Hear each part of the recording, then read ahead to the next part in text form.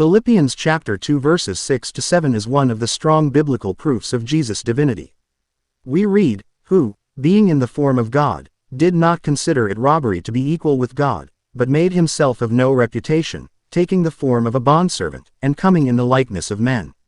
Philippians chapter 2 verses 6 to 7 of the New King James Version of the Holy Bible. But opponents of Jesus' divinity have an argument against those who use this passage to prove that Jesus is indeed God. They argue that Jesus being in the form of God does not mean he is God but that he only looks like God. Is this true? First let's take a look at the original Greek word that was translated as form in the passage, which is morphe. In the Vine's Expository Dictionary of New Testament Words we read, "Morphe is therefore properly the nature or essence, not in the abstract, but as actually subsisting in the individual, and retained as long as the individual itself exists."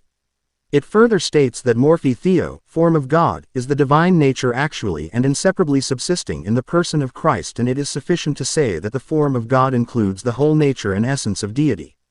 The Vine's dictionary continues, "The true meaning of morphe in the expression form of God is confirmed by its recurrence in the corresponding phrase form of a servant." It is universally admitted that the two phrases are directly antithetical, and that form must therefore have the same sense in both. To further clarify what we read in the Vine's dictionary about the form of God, let's read again Philippians chapter 2 verses 6 to 7 of the New King James Version that says, "Who, being in the form of God, did not consider it robbery to be equal with God, but made himself of no reputation, taking the form of a bondservant, and coming in the likeness of men."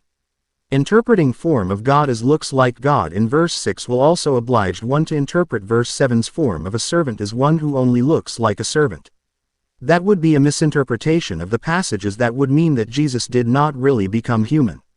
Furthermore, Jesus actually lowered himself and performed acts only done by servants, as in John chapter 13 verses 4 to 15 where he washed the feet of his disciples. And in Luke chapter 22 verse 27 of the New American Standard Bible Jesus said, "But I am among you as the one who serves." So if the form of a servant means Jesus really became a human being, then it should follow that the form of God should also mean that Jesus is really God. Therefore, interpreting form of God as looks like God is a terrible misinterpretation of what the Bible truly said about Jesus. The Bible is explicitly clear: Jesus is God.